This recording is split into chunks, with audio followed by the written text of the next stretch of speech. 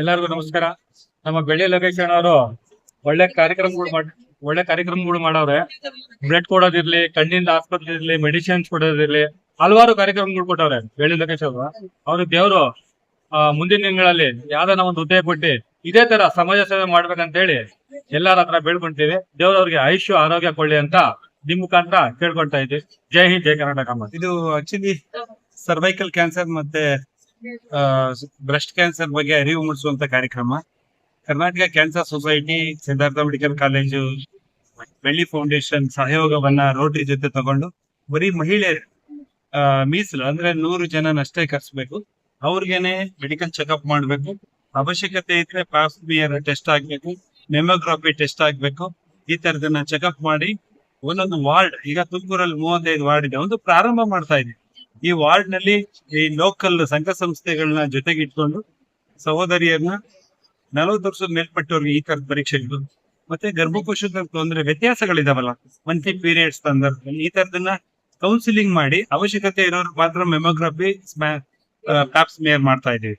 ಮುಂದಿನ ದಿನದಲ್ಲಿ 9 ವರ್ಷದಿಂದ 14, 15 ವರ್ಷದಿಂದ 24, 25ರಿಂದ 40 ವರ್ಷದವರೆಗೂ ವ್ಯಾಕ್ಸಿನೇಷನ್ ಕೊಡೋ ಕಾರ್ಯಕ್ರಮ ಹಮ್ಮಿಕೊಳ್ತಾ ಇದೀವಿ.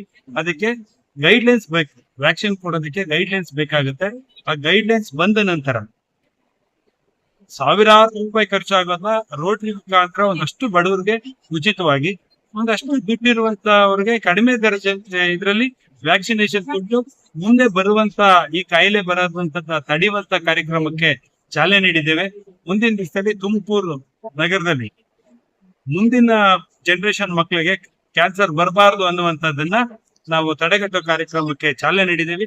ಮುಂದೆ ನಡ್ಸ್ಕೊಂಡು ಹೋಗ್ತೀವಿ. ಬ್ರೆಸ್ಟ್ ಕ್ಯಾನ್ಸರ್ ಅಂದ್ರೆ ಗರ್ಭಕೋಶದ ಕ್ಯಾನ್ಸರ್ ಮತ್ತೆ ಸ್ತನ ಕ್ಯಾನ್ಸರ್ ಬಗ್ಗೆ ಅರಿವು ಮೂಡಿಸೋದು ಹೆಣ್ಮಕ್ಳಿಗೆ ಆಗಿರೋದ್ರಿಂದ ಅತಿ ಹೆಚ್ಚು ನಮ್ಮ ದೇಶದಲ್ಲಿ ಮಹಿಳೆಯರಿಗೆ ಜಾಸ್ತಿ ಕ್ಯಾನ್ಸರ್ ಬರ್ತಾ ಇರೋದು ಗೊತ್ತಾಗ್ತಾ ಇರೋದ್ರಿಂದ ಅವರಲ್ಲಿ ಅರಿವು ಮೂಡಿಸೋ ಕೆಲಸ ಮಾಡಿಸ್ತಾ ಇದ್ವಿ. ಮತ್ತೆ ನೀವು ಪೂರ್ಣ ಪ್ರತಿ ಒಂದು ಬಡಾವಣೆಗಳಲ್ಲೂ ಕೂಡ, ಅದರಲ್ಲೂ ಕೂಡ ಬಡ ಕುಟುಂಬಗಳು, ಸ್ಲಮ್ ಏರಿಯಾಗಳು, ಅಲ್ಪಸಂಖ್ಯಾತ ವರ್ಗ, ಬಡವರು ಇರೋ ಏರಿಯಾಗಳಲ್ಲಿ, ಇದು ಬಡವರು ಶ್ರೀಮಂತರು ಮಾಡೋದಲ್ಲ, ಎಲ್ಲಾರ್ಗು ಮಾಡೋಂಥದ್ದು.